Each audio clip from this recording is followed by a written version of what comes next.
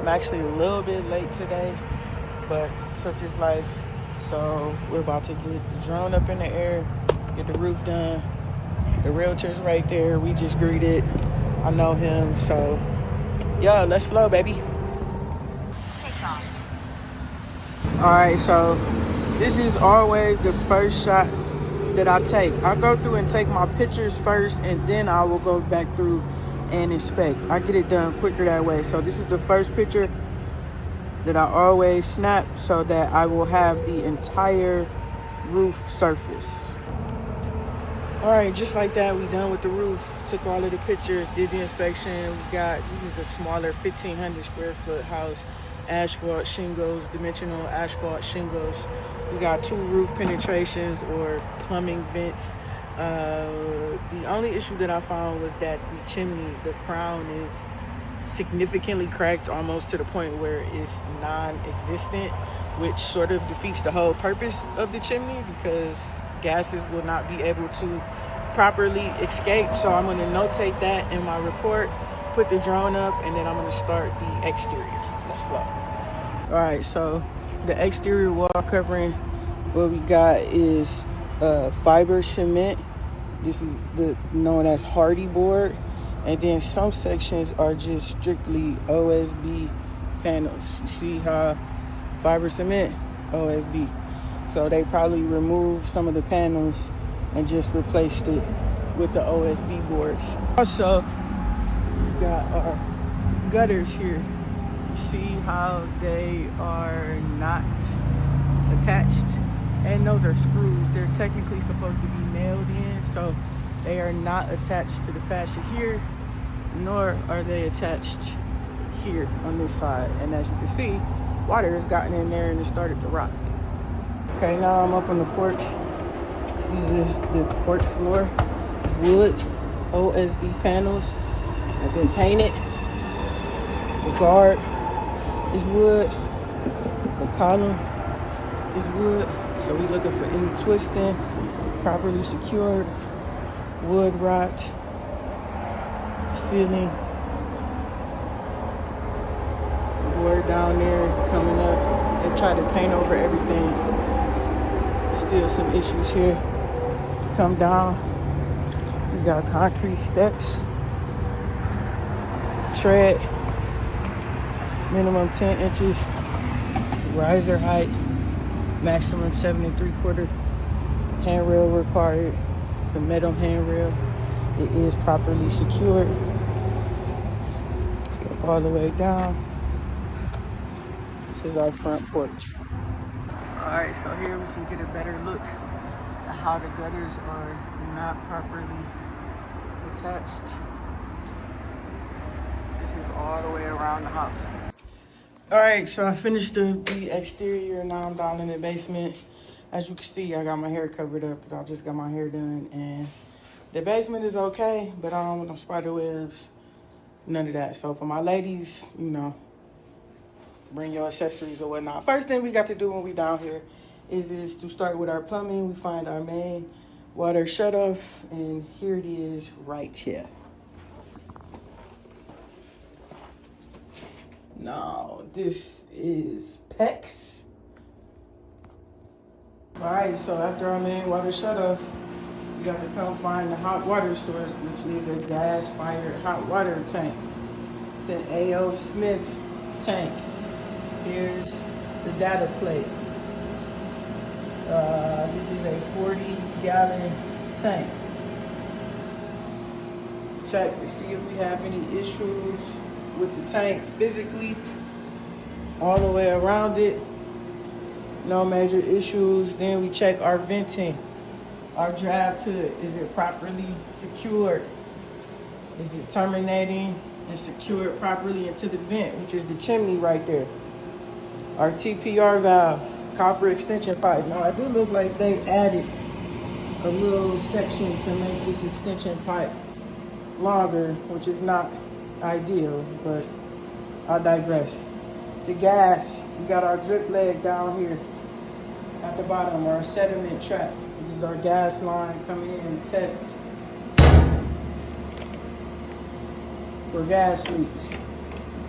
Okay, it is not in the drain pan, which is not a major issue, but it's not there nonetheless. Our distribution lines are PEX.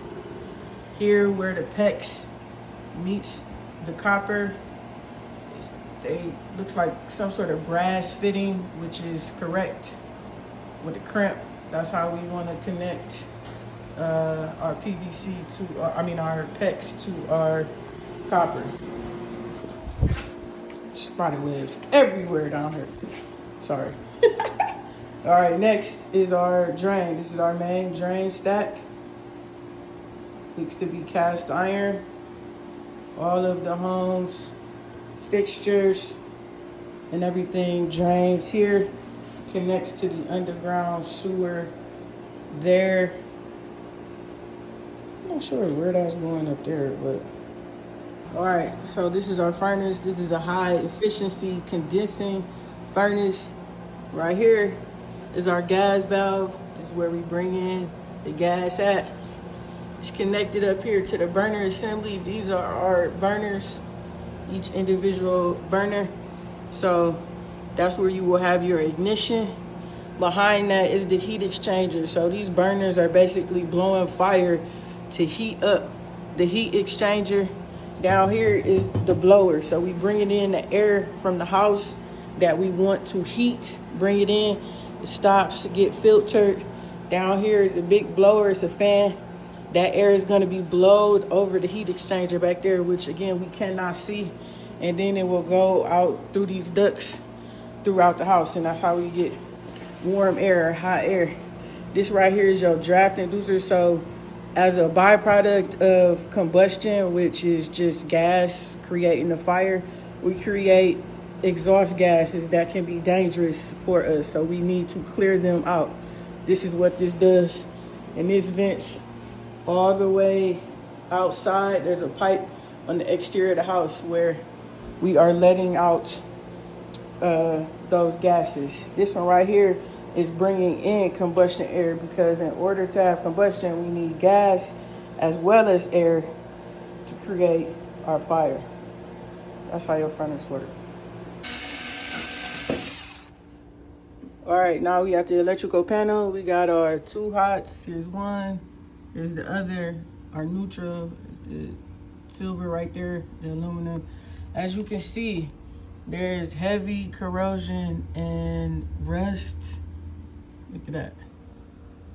Look at that. We got multiple neutrals under one lug. As you can see right there. We also got a clearance issue. It's too close to the corner there. This panel didn't have a door, so there are none of these breakers are, none of the circuits are labeled. So we don't know what is servicing what. Again, lots of rust. All signs point to moisture. Okay, now we in the interior rooms. You see these cracks directly. That one and that one directly over a window. There are some others here. Some is bubbled up, indication of some moisture. That's likely, those cracks are likely due to set. This house was built in 1916, so there's been some settlement here in the ceiling. You see these evidence of moisture, water stains here.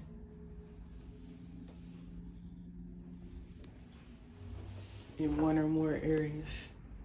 See, this is why the handrails are supposed to be fastened into the actual studs and not the drywall, because it will inevitably crumble. The steps are too narrow. That's not supposed to happen. These aren't actually secured. All right, so I just came out of the inside. And found a few things.